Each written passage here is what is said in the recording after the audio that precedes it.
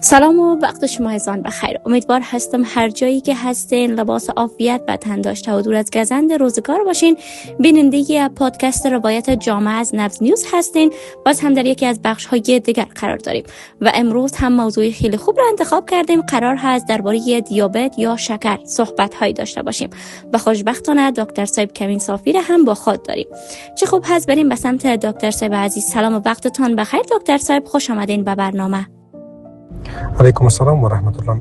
ما هم اول بر شما، بعد از شما به همکارای تکنیکیتون و از طریق شما به شنونده های عزیز احترامات و سلام خود تقدیم میکنم.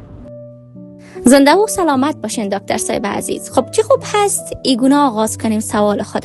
دیابت چیست و حالا افراد چگونه به آن مبتلا میگردن؟ سوال بسیار خوبی پرسیدین.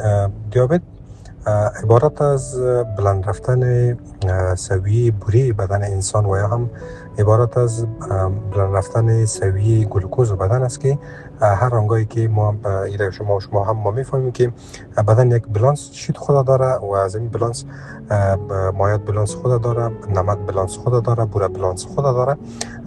هر وقتی که سویه قند بدن از بالانس نرمال خود بالا رفت، ایره ما شکر گفته میتونیم و یا هم آن تعداد افرادی که اونا از غذاهای بسیار لذیذ استفاده میکنن وزنشان زیاد است و یا هم رژیم غذایی درست نمیگیرن و روزمره فعالیت فیزیکی درست نداشته باشن، از این دیابت و یا هم شکر به وجود میاد. زنده و سلامت باشین دکتر صاحب. خب آیا دیابت قابل پیشگیری هست که یک فرد بتونه پیش از اینکه به آن مبتلا شوه از او پیشگیری کنه؟ البته که دیابت یا هم شکر هر آن مرضی که شما میبینین، این مرضا قابل پیشگیری است و یا هم به شکل وقایوی ما میتونیم که قبل از یا جلوگیری کنیم.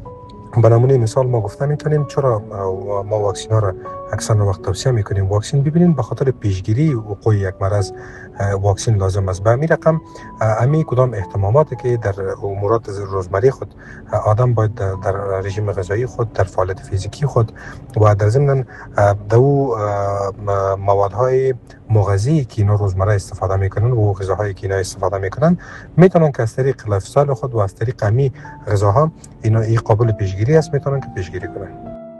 سلامت باشین. و افراد مبتلا به دیابت به خاطر کنترل بیماری خود باید چی کارهایی را انجام بدن؟ چگونه پرهیز خود ادامه بدن تا که بیماریشان پیشرفته نشود؟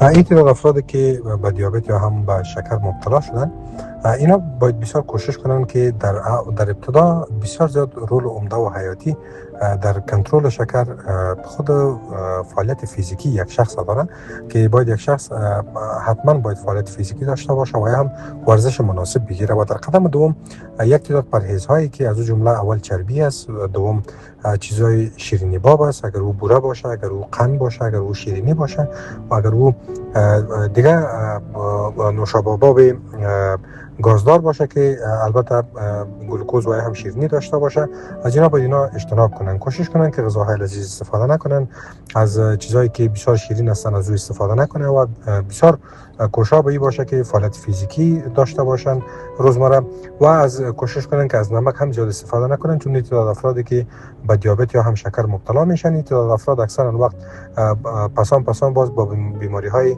گوناگون قلبی و یا هم فشارهای بلند هم مواجه میشن. زنده و سلامت باشین دکتر صاحب از اینکه در برنامه ما حضور پیدا کردین و به سوالات ما پاسخ ارائه کردین. خواهش میکنم، قابلش نیست. بله، بیننده های پادکست روایت جامعه هم بود برنامه دیگری که خدمت شما خوبان تقدیم کردم. امیدوار هستم برنامه ما مورد قبولتان قرار گرفته باشه و اگر نظر، پیشنهاد یا انتقاد دارین میتونید در کامنت با ما شریک بسازین جهت بهبود برنامه های ما. تا برنامه بعد شما رو به خداوند یکتا به همتا میسپارم. الله نگهدار.